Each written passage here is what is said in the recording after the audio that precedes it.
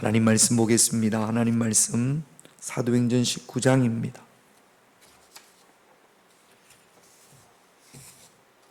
사도행전 19장 8절부터 20절까지. 사도행전 19장 8절부터 20절입니다.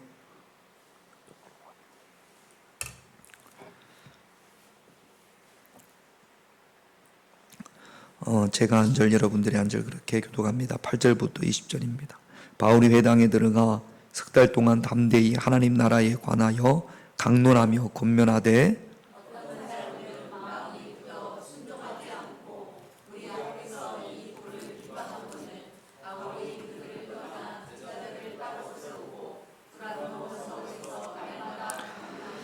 두 해 동안 이같이 하니 아시아에 사는 유대인이나 헬라인이나 다 주의 말씀을 듣더라. 심지어 사람들이 바울의 몸에서 손수건이나 앞치마를 가져다가 병든 사람에게 얹으면 그 병이 떠나고 악기도 나가더라.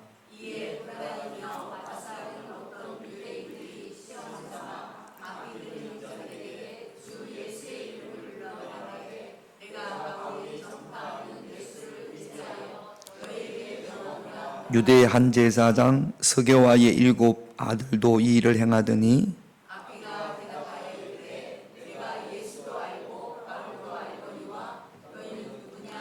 악기 들린 사람이 그들에게 뛰어올라 눌러 이기니 그들이 상하여 벗은 몸으로 그 집에서 도망하는지라.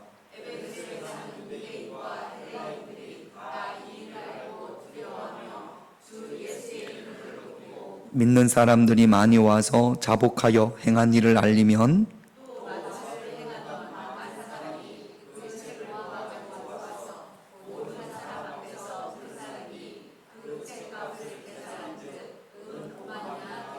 같이 있습니다. 이와 같이 주의 말씀이 힘입어 흥황하여 세력을 얻으니라. 아멘. 지도를 한번 볼게요.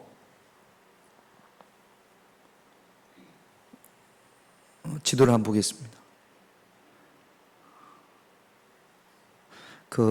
여기 바울의 2차 전도 여행입니다. 2차 전도 여행의 목적이 1차 전도 여행을 갔던 곳에 이제 교회가 세워지고 그 성도들을 신앙생활을 잘 하는지 아니면 어려움을 당하고 있는지 살펴보기 위해서 출발을 했습니다.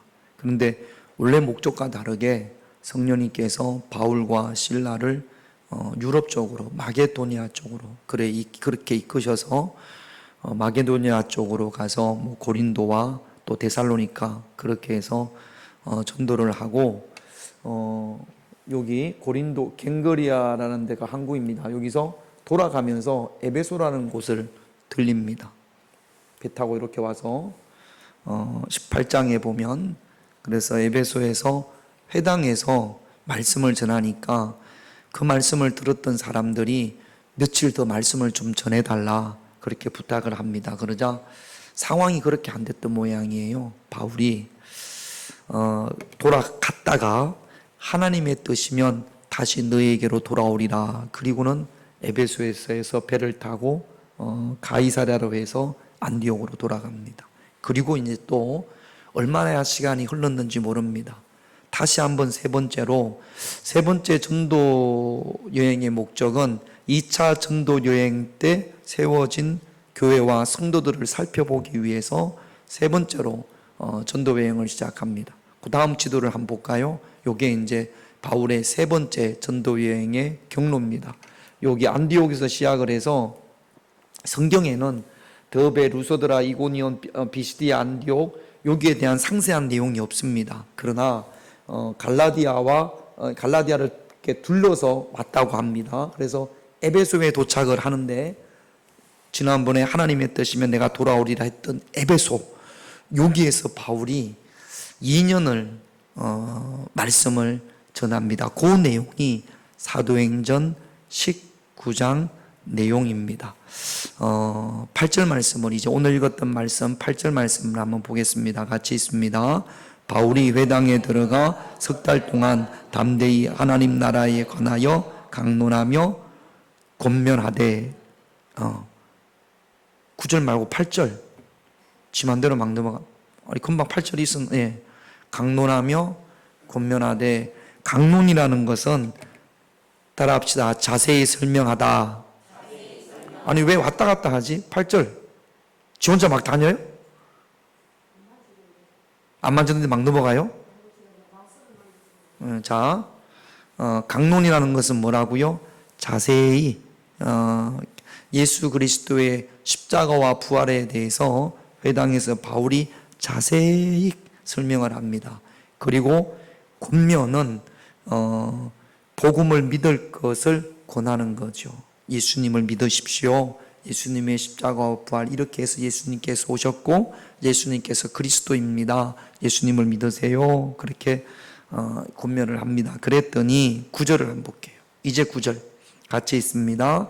어떤 사람들은 마음이 굳어 순종하지 않고 무리 앞에서 이 도를 비방하거늘 바울이 그들을 떠나 제자들을 따로 세우고 두란노 서원에서 날마다 강론하니라. 에베소에 있는 회당에서 그 대부분 유대인들이겠죠. 바울이 강론하는 것을 듣고 마음이 굳어 있는 사람, 마음이 단단해요. 예수님께서 씨 뿌리는 비유를 하실 때 단단한 밭이 어떤 밭이었습니까? 길가밭.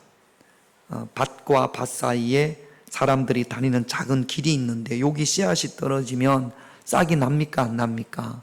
싹이 안 납니다.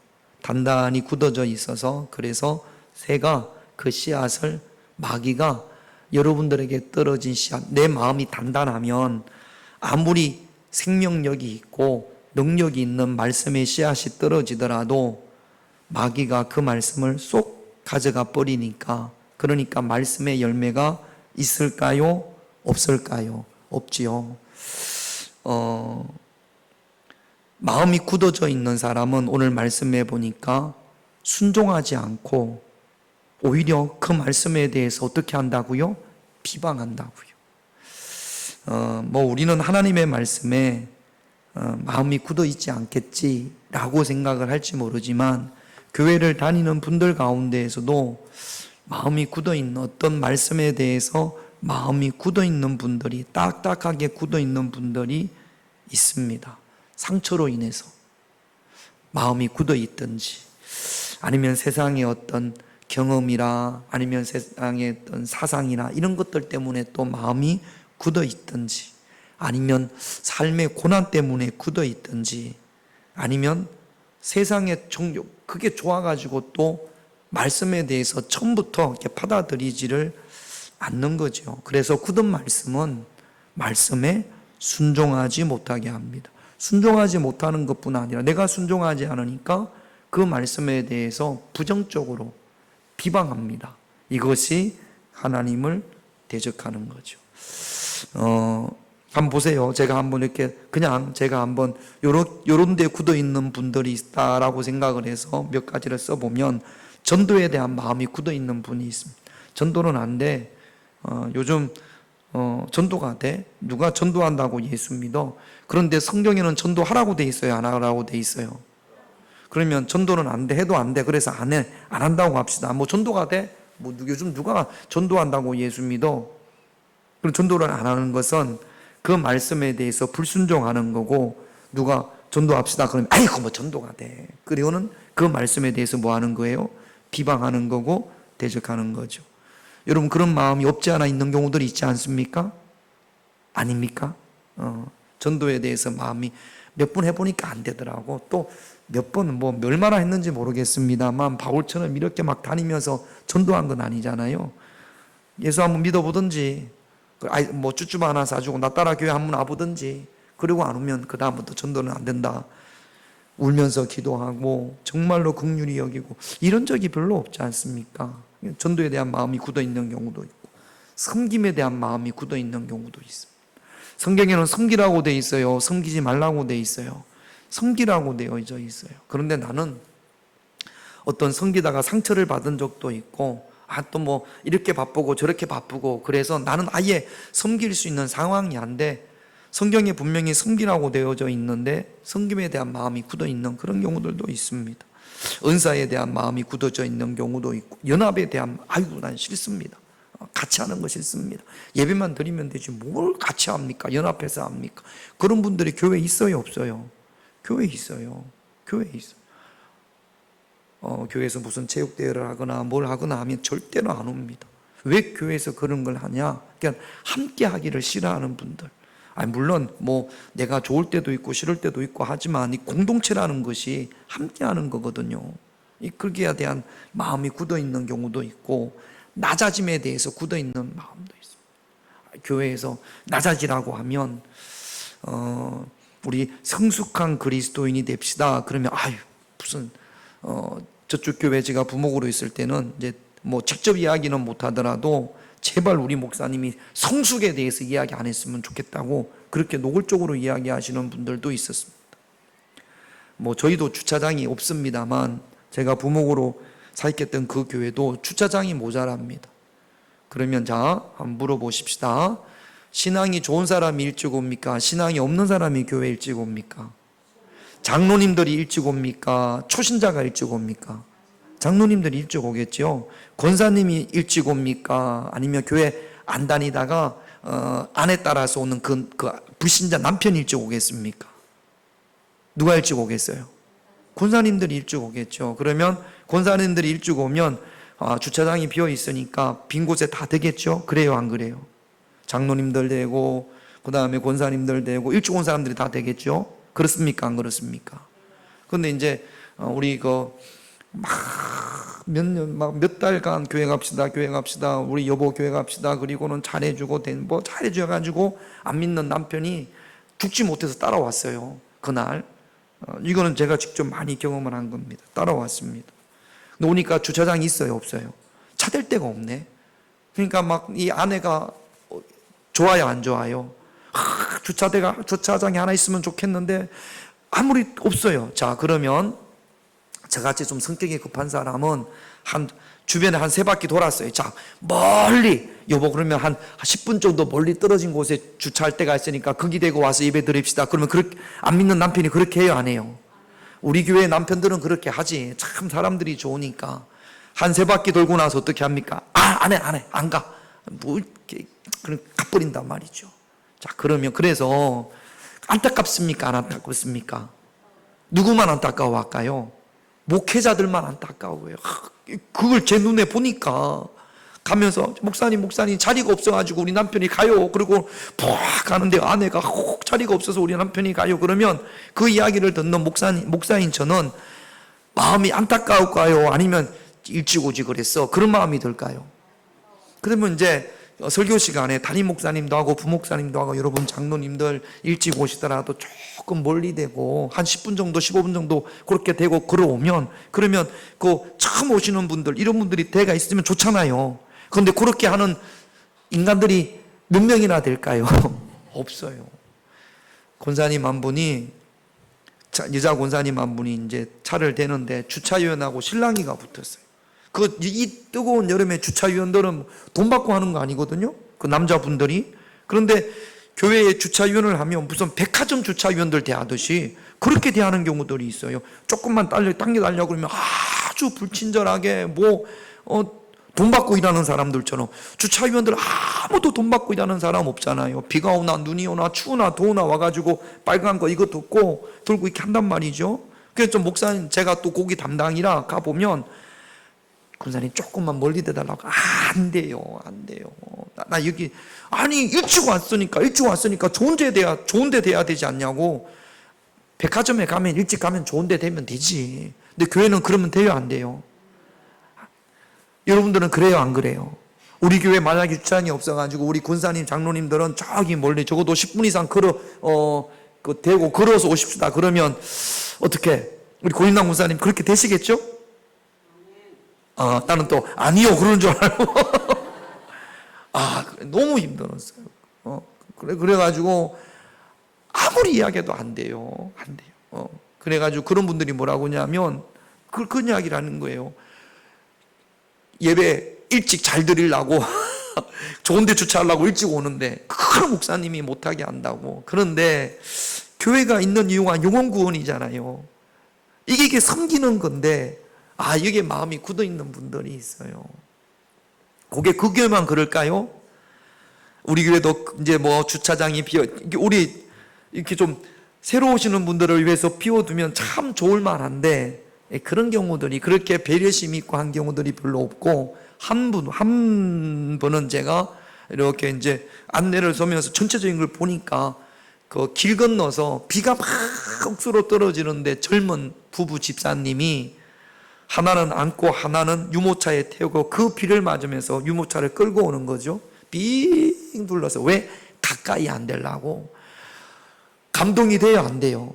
너무너무 감동이 되는 거죠. 그 비가 오는데 목사님 말씀에 순종하려고 이제 막 처음 오시는 분들, 신앙이 없는 그런 남편들, 전도회 분들, 비 오는 날은 더 그렇지 않습니까?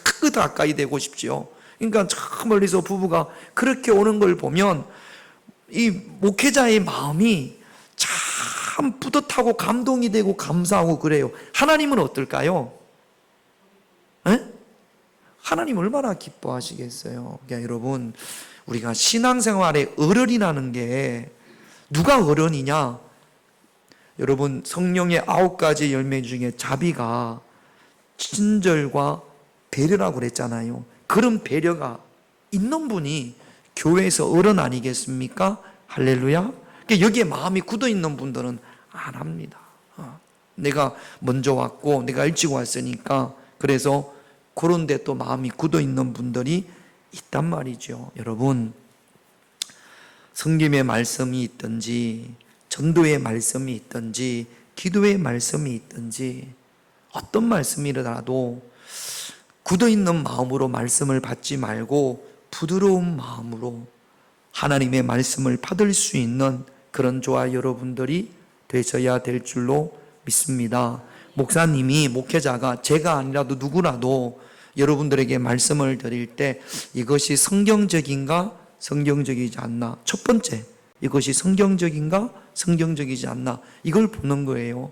전체적으로 봤을 때 이것이 성경적인가. 그러면 여러분, 뭐 그런 생각 하나도 없이 내 자존심이 상하고 뭐 내가 마음이 어떻고 이거 하지 말고 이것이 성경적인지, 그리고 성경적이라면 그 말씀에 순종할 수 있는 그런 저와 여러분들이 되셔야 될 줄로 믿습니다.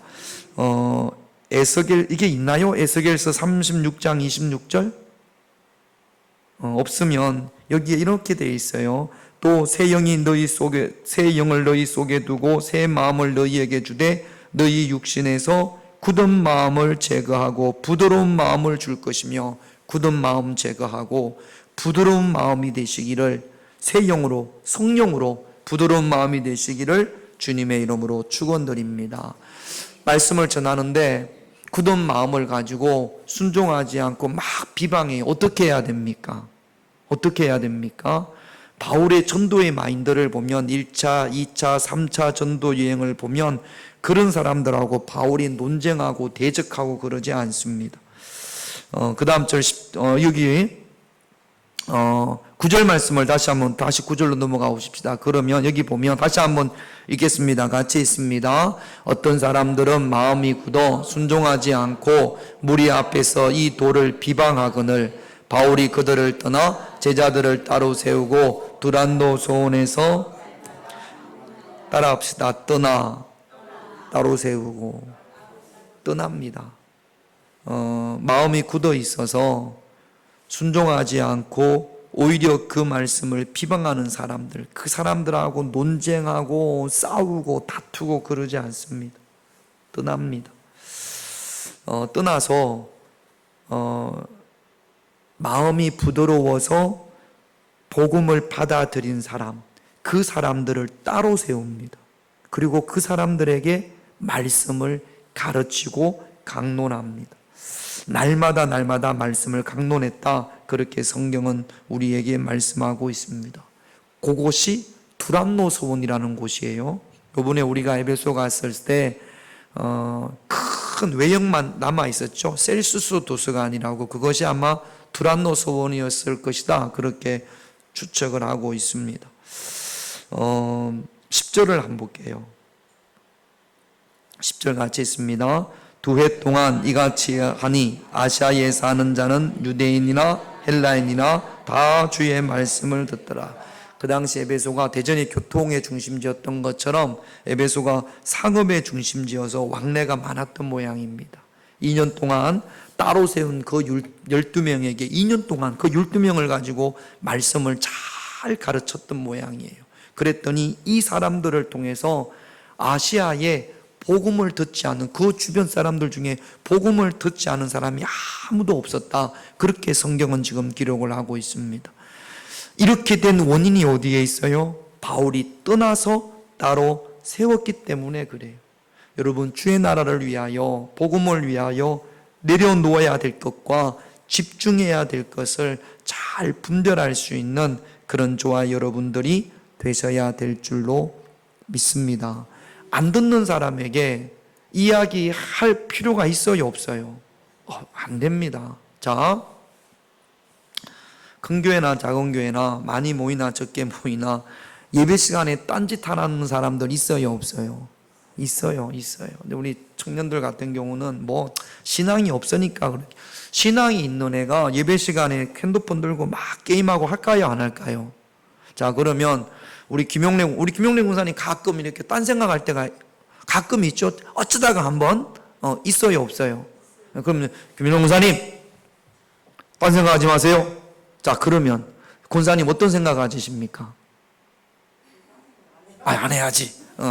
그렇게 생각을 하죠. 그런데 이제 막 처음 온 사람, 뭐 이렇게 좀 이렇게 마음이 굳어 있는 사람한테 군사님 예배 시간에 딴 생각하면 안 돼요. 바로 보세요. 그럼 어떤 생각합니까? 아니, 젊은 목사가 지 엄마 같은 나한테 어떻게 저렇게 사람들 앞에서 나를 무시할 수 있어? 그렇게 생각하는 사람이 있을까요, 없을까요? 있어요. 그런 사람들한테는 딴 생각을 하든지 말든지 이야기하면 될까요, 안 될까요? 가만히 내비둬야지. 게임하는 애들도 마찬가지예요. 야, 안 집어넣어? 그렇게 이야기하면 걔가 그 다음 주에 올까요, 안 올까요? 안 오는 경우들이 많죠. 말해야 됩니까, 말하지 말아야 됩니까? 목사가 참 이게 되나? 딴 생각하는데 되나? 자, 예배 시간에 조는 사람들 막 졸아요. 이렇게 졸면 어떻게 해야 됩니까? 졸든지. 자, 제가 그 집사님, 권사님 한 분, 이 양반 오면 졸아요. 새벽 예배를 오면 졸아. 보면 저 끝에 앉아가지고 젊은 집사님이 얼마 전에도 만났네요, 앞에서. 잘 졸아요. 고향이 저랑 비슷해요. 김천이라 친해요. 그런데 어느 날 또 여지없이 졸아. 늦게까지 일을 하고 하니까 그렇겠죠. 그래가지고 제가 거기는 부목으로 있던 그 교회는 뭐 새벽 예배가 한 300~400명 오니까 그래도 300~400명이 와도 조는 사람 한두 명 졸면 내 눈에 딱 들어올까요, 안 들어올까요? 대부분 들어옵니다. 왜 들어옵니까? 왜 딱 압니까? 조는 사람이 조니까. 300명 가운데 한 10명, 3명, 4명 졸아요. 왜? 조는 사람이 늘 조니까. 그러면 조석이 졸고 조기 졸고 알까요, 모를까요? 알아요. 우리 한경애 권사님은 졸아요, 안 졸아요? 한경애 권사님이 졸면 아마 예수님이 오실지도 모르겠어요. 안 조는 사람은 안 조는데 늘 졸아요. 그래서 이영자 집사님 새벽에 자러 왔어요? 왜 이렇게 조셔? 아니, 지금은 안 졸아요. 예를 들어서 지금 이렇게 졸면 되냐고 맨날 그렇게 예배 시간에 졸면 그랬어요. 해놓고 나서도 내 마음이 너무 심했나? 그런 마음이 드는데 끝나고 나서 뭐라 그러냐면 너무 고맙대. 안 그래도 지금 자기가 왜 이렇게 예배 시간에 졸까 막 그래가지고 기도도 하고 그랬는데 여지없이 조니까 정신이 바짝 들었다라는 거예요. 너무너무 고맙다라는 거예요. 그 이야기를 목장 예배 시간에 하더래. 김인태 목사님이 자기가 조는데 딱 이야기해가지고 정신이 바짝 들었다고. 이렇게 반응하는 사람이 있고 그 많은 사람들 앞에서 내 이름을 불러서 그렇게 했다고, 나 교회에 못 다니겠다고, 이런 반응이 있잖아요. 여러분은 어떤 반응입니까? 그러니까 나는 조는 사람한테 이야기하면 나 존다고 이야기했다고 이야기하는 막 그래가지고 여기 가서 저기 가 아니 울고불고 하는 사람이 있어. 실제로 그는 내가 그런 게 아닌데 다른 부목사님이 이제 조니까 이야기하니까 그러니까 막 울고불고 저한테 와서 막 그랬단 말이죠. 그러면 그런 사람한테는 조는 거 이야기하면 돼요, 안 돼요? 내비둬야지. 잠자는 사자의 코털을 건드리는 게 아니에요. 내비둬야지. 근데 깨워줘서 고맙다고 하는 사람은 이 양반 뭐라고 그러냐면 저한테 목사님처럼요 새벽 기도 와가지고 졸아야 된대. 그래서 졸다가 그래가지고 기도 시작하잖아요. 그럼 이 말씀 시간에 충분히 졸면 기도 시간에 깨어내가지고 기도가 잘 된대. 그렇게 이야기를 얼마 전에도 만났어요. 자, 여러분 하나 부탁을 합시다. 자, 여기 우리 교회 앞에서 우리 예를 들어서 한민이나 영민이가 담배를 핀다고 합시다. 내 눈에 딱 걸렸어요. 그럼 어떻게 할까요? 어떻게 할까요? 아니 제가 봤어. 장로님이 그러네. 반 뒤져야지. 뭐 그런 거죠. 반 죽어야지. 어떻게 할까요? 가만히 내가 용납이 안 되죠. 가만히 안 두겠죠. 무슨 방법을 쓰더라도. 근데 전혀 모르는 애가 여기서 담배를 피워요. 제가 어떻게 하겠습니까? 내비두지 뭐라고 그래. 폐암에 걸리든지 말든지 뭔 상관이에요. 그렇죠? 그래요 안 그래요? 이런 사람이 되면 안 됩니다. 교회에서 목사가 되거나 말거나 자거나 말거나 뭐 게임을 하거나 말거나 뭐 이거는 그런 신앙생활이 돼서는 절대로 안 돼요. 여러분 혹시 아이고 우리 목사님은 나한테 뭐 싫은 소리 안 하고, 목사님한테 싫은 소리 안 들을 만큼 잘하는 사람은 거의 없어요. 목회자가 기도하고 하면 그러면 잘못된 것들이 있죠. 그럼 거기에 대해서 목사가 이야기를 할 수 있는 것은 그 사람의 신앙의 수준이 있기 때문에 이야기를 하는 거예요. 할렐루야. 이게 좀 말씀이 다른 데로 나갑니다만, 제가 가끔은 우리 유한호 장로님이 저한테 와서 뭐 이렇게 말씀하실 때가 있어요. 어떤 때는 제가 장로님을 따끔하게 혼낼 때가 있어요. 장로님 그럴 때 있어요 없어요? 뭘 아멘. 정말 우리 장로님을 제가 따끔하게 혼낼 때가 있어요. 아들 같은데, 우리 장로님 큰아들이 저보다 몇 살 작아요. 우리 장로님 일찍 장가를 갔으면 저만한 아들이 있습니다. 그런데도 제가 좀 심하리라만큼 따끔하게 이야기할 때가 있어요. 그러면 우리 장로님이요 기분이 좋지는 않죠, 장로님? 그래요. 그러니까 근데 장로님이 그걸 받아들여요. 그대로 받아들이고 그 다음에 또 그게 순종하려고 하고, 그러니까 제가 장로님의 연약한 모습이 보일 때 제가 말씀을 드릴 수 있는 거예요. 안 그러면 그냥 난리가 나는 경우들이 있죠. 목회자가 기도하고 이건 아닌 것 같아서 말씀을 드리면 막 거기에 대해서 어떻게 할 줄 모르는, 그렇게 해서는 안 된단 말이죠. 그래서 그걸 어떻게 해요? 목회자 이야기하지 말아야지, 떠나야지, 더 이상 이야기를 안 해야지. 목회자가 이야기를 안 하는 그런 신앙의 삶은 여러분 바람직한 게 아닙니다. 여러분 자녀들 하다가 안 되면 어떻게 합니까? 그냥 두지 않습니까? 안타까워도 그냥 둘 수밖에 없잖아요. 그런 자녀가 돼서는 안 되는 거예요. 못하면 불러서 따끔하게 이야기하고, 물론 늘 이야기하는 게 아니지 않습니까? 그러니까 여러분 IBM이라고 그러냐요? 이미 포기한 인생 그렇게 하는데 그런 인생이 되지 않기를 주님의 이름으로 축원드립니다. 그러니까 떠나는 마음이 굳어져 있어서 바울이 떠나잖아요. 그러니까 떠나는, 목회자가 떠나고 성령님이 떠나는, 그래서 그냥 나 혼자 신앙이에요. 나 혼자 신앙, 누가 하나 컨트롤이 안 되는 그런 신앙이 되어져서는 절대로 안 될 줄로 믿습니다. 오늘 말씀에 보면 12명을 따로 세웠어요. 요 따로 세움을 받는 신앙인이 되어져야 합니다. 12명이 많지는 않지만 따로 세워서 2년 동안 잘 두란노 소원에서 이들에게 말씀을 전했단 말이죠. 그들을 통해서 온 에베소 주변의 아시아에 복음이 전거되어졌단 말이죠. 그래서 떠나는 그런 인생이 되지 말고 따로 세움을 받을 수 있는 그런 저와 여러분들이 되시기를 주님의 이름으로 축원드립니다. 내일 예를 들어서 내일 우리 교회 누가 손님이 와요. 손님이 온다고 합시다. 손님이 오면 누가 이렇게 좀 섬겨야 될 사람이 필요하잖아요. 그럴 때 목회자에게 딱 생각나는 사람,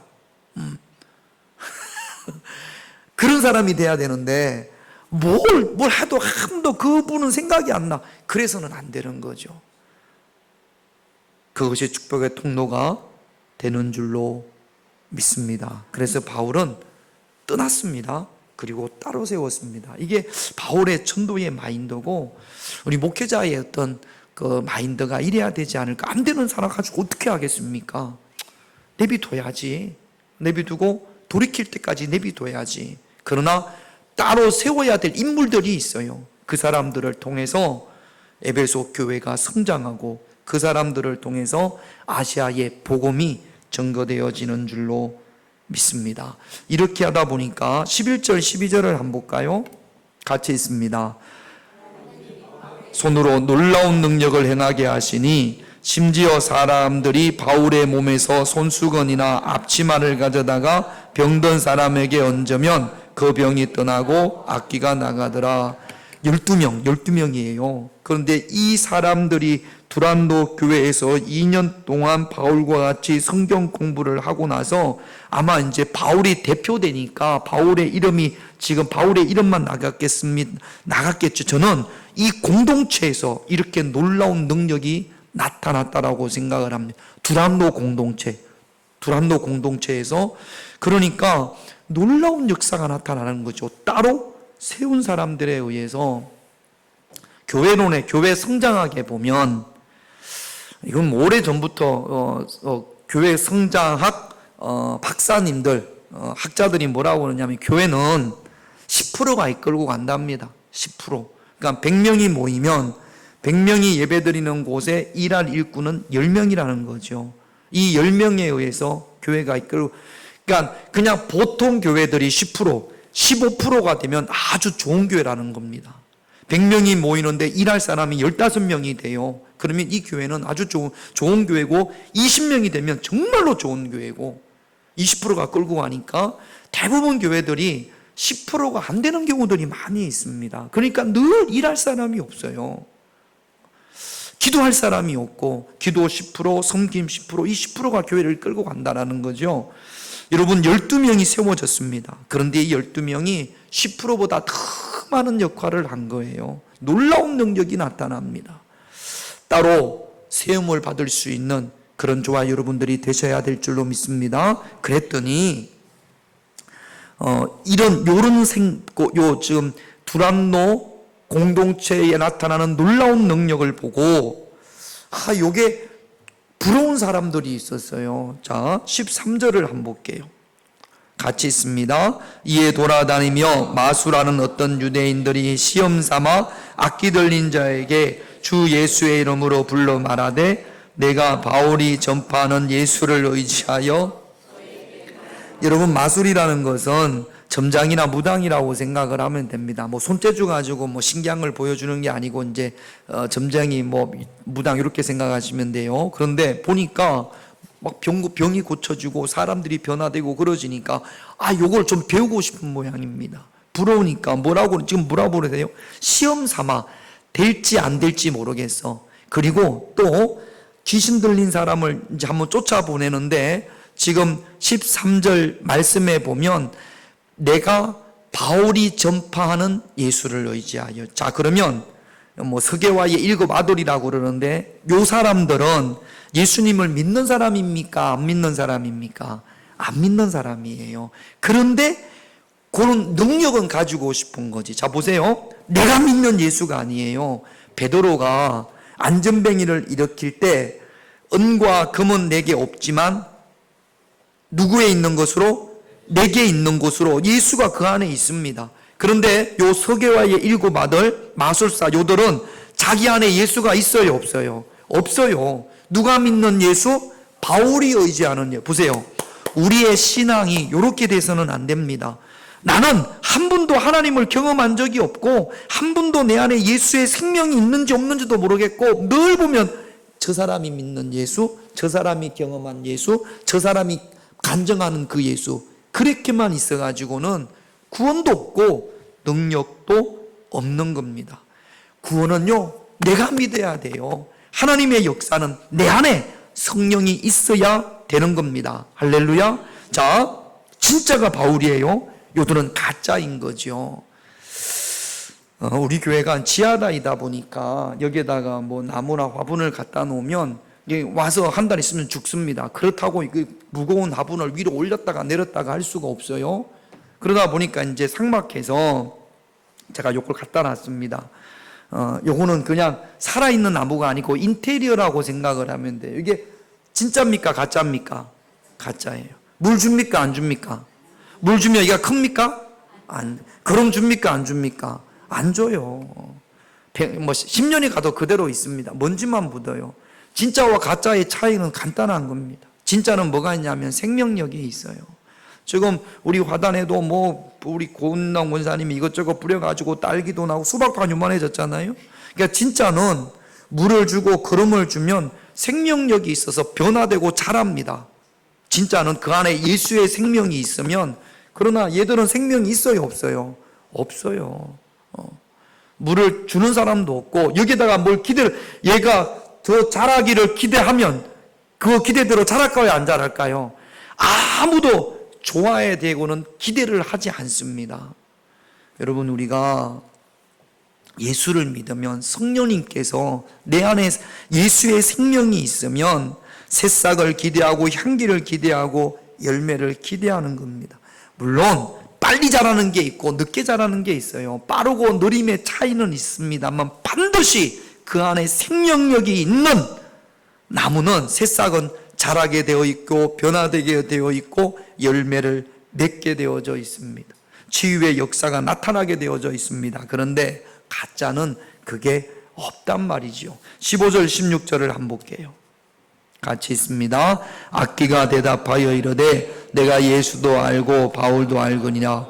너희는 누구냐 하며 악기 들린 사람이 그들에게 뛰어올라 눌러 이기니 그들이 상하여 벗은 몸으로, 귀신 들린 사람이 여러분들을 향해서 너희는 누구냐? 라고 물으면 여러분 뭐라고 대답하시겠어요? 너희는 누구냐?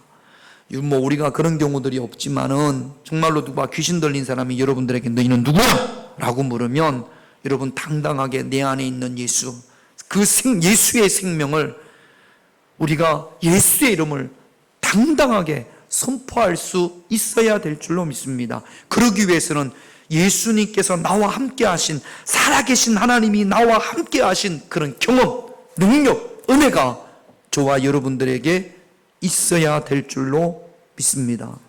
무당들 만나봤나요? 강력한 그런 무속인들 만나봤나요? 딱 마주쳤을 때 두려워가지고 이게 아니라 정말로 내 안에 예수가 있으면 무당 할아버지가 와도 당당하게 예수의 이름을 선포할 수 있어야지요. 할렐루야. 그렇게 되시기를 주님의 이름으로 축원드립니다. 너희는 누구냐? 귀신이 여러분들한테 너희는 누구냐? 그러면 콕 쪼그라져가지고 들들들 떨지 말고, 그런 상황에 오더라도 내 안에 성령님의 인자하심이 확실하게 있기에 예수의 이름으로 당당하게 선포할 수 있는 그런 담대함이, 여러분 그런 담대함이 예수님이 나와 함께 하심에 대한 확신이 있어야지 그런 담대함으로 선포할 수 있는 거거든요. 내가 우리 하빈이 영민이한테 니들이 신앙생활을 하다 보면 교회에서 일생에 한두 번 정도는 귀신 들린 사람과 마주칠 때가 있을 거야. 저도 목회를 하면서 그런 경우들이 있거든요. 절대로 두려워하지 마. 예수님 나와 함께 하심을 믿고 절대로 긴장하지도 마. 당당하게 예수의 이름을 선포해. 두려워하면 그때부터 지는 거야. 당당하게. 그러기 위해서 늘 하나님의 말씀 가운데 있어야 돼. 제가 부탁을 한 적이 있습니다. 아니 그 막 두려워가지고 기도도 못하는 경우들이 있어요. 기도도 못하가지고 그냥 거기에 사로잡혀가지고 혼자 와서 기도도 못하는 그런 신앙인들이 있단 말이죠. 그런 거 보고 나서 여러분 그래서는 안 됩니다. 진짜 그리스도인이 되어져야 할 줄로 믿습니다. 할렐루야. 자, 진짜 예수를 소유했던 진짜 그리스도인 바울의 고백을 한번 볼게요. 고린도후서 6장 9절에서 10절. 제가 가끔 여러분들에게 소개시켜 드리는 말씀입니다. 같이 있습니다. 무명한 자 같으나 유명한 자요, 죽은 자 같으나 보라 우리가 살아있고, 징계를 받은 자 같으나 죽임을 당하지 아니하고, 근심하는 자 같으나 항상 기뻐하고, 가난한 자 같으나 많은 사람을 부요하게 하고, 아무것도 없는 자 같으나 모든 것을 가진 자로다. 따라합시다. 모든 것을 가진 자. 뭘 가졌습니까, 여러분? 예수님을 가졌잖아요. 할렐루야. 전지를 창조하신 예수님, 그분이 우리와 함께 하시는 줄로 믿습니다. 모든 것을 가진 자입니다. 할렐루야. 예수를 소유한 진짜 그리스도인이 되시기를 주님의 이름으로 축원드립니다. 진짜 그리스도인은 뭐가 있다고요? 열매가 있다고요. 열매 맺는 신앙이 되시기를 주님의 이름으로 축원드립니다. 18절 같이 있습니다. 믿은 사람들이 많이 와서 자복하여 행한 일을 알리며, 자복이라는 것이 자신의 죄를 회개하는 겁니다. 말씀이 내게 들어오면, 성령이 내게 임하시면 그 어떤 것보다도 하나님 앞에 죄송한 것, 하나님 앞에 죄 지었던 것이 드러나게 되어져 있습니다. 그런 것 때문에 안타까워하고 죄송하고, 그래서 하나님 앞에 눈물도 흘리고, 우리는 하나님의 자녀니까 자복하시기를, 하나님 말씀에 순종하지 못했음을 자복하시기를. 아무도 모를 것 같지만 하나님은 우리의 죄를 아시잖아요. 자복할 수 있는 그런 저와 여러분들이 되셔야 될 줄로 믿습니다. 19절 같이 있습니다. 또 마술을 행하던 많은 사람이 그 책을 모아가지고 와서 모든 사람 앞에서 불사르니 그 책값을 계산한 적 부적이라고 생각하면 돼요. 그동안 예수 믿기 전에 소중하게 생각했던 거, 막 그런 온갖 우상들, 이런 것들을 다 가지고 불태웠습니다. 5만이나 됐다고 그랬습니다. 여러분, 불살라야 될 것 어떤 거 있습니까? 예수님을 제대로 믿기 위해서 저와 여러분들이 미련 갖지 말고 불살라야 될 것, 그것 때문에 지금 예수를 깊이 못 믿는 거거든요. 그것 때문에 진짜로 못 들어가는 거거든요. 빌립보서 3장 8절을 보면 같이 있습니다. 바울의 고백입니다. 또한 모든 것을 해로 여김은 내 주 그리스도 예수를 아는 지식이 가장 고상하기 때문이라.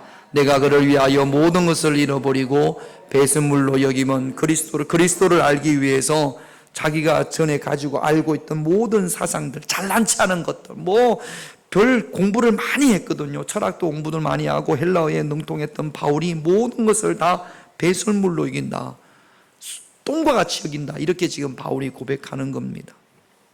불사르지 않고는 진짜 그리스도인이 될 수 없습니다. 열매를 맺을 수가 없습니다. 오늘 이 밤에 내가 진짜 그리스도인으로서의 삶을 살기 위하여 좀 더 자복해야 될 것, 그리고 불살라야 될 것, 어떤 것들이 있을까요? 그래야 여러분들이 참된 열매를 맺고 우리가 진짜 그리스도인이 되어지고 내 삶의 주변에 이런 일이, 20절입니다. 이런 일이 나게 될 줄로 믿습니다. 같이 있습니다. 이와 같이 주의 말씀이 힘이 있어 흥왕하여, 하나님의 말씀의 세력을 얻어야 됩니다. 할렐루야. 내 삶의 주변에서 내 말씀에 흥왕하여져서 점점점 믿는 자들이 세력을 얻어야 될 줄로 믿습니다. 기도 제목 3가지 보겠습니다. 같이 1번 같이 있습니다. 나의 굳은 마음이 제거되게 하시고 떠남과 따로 세움을 분별하게 하옵소서. 2번 같이 있습니다. 예수님을 소유한 진짜 그리스도인의 삶이 되게 하옵소서. 3번 같이 있습니다. 내가 자복하고 불살라야 할 것이 무엇인지 알게 하시고 성령의 불로 온전히 태워버리게 하옵소서. 이 3가지 기도 제목 우리 찬송하고 이 3가지 기도 제목 가지고 함께 기도하다가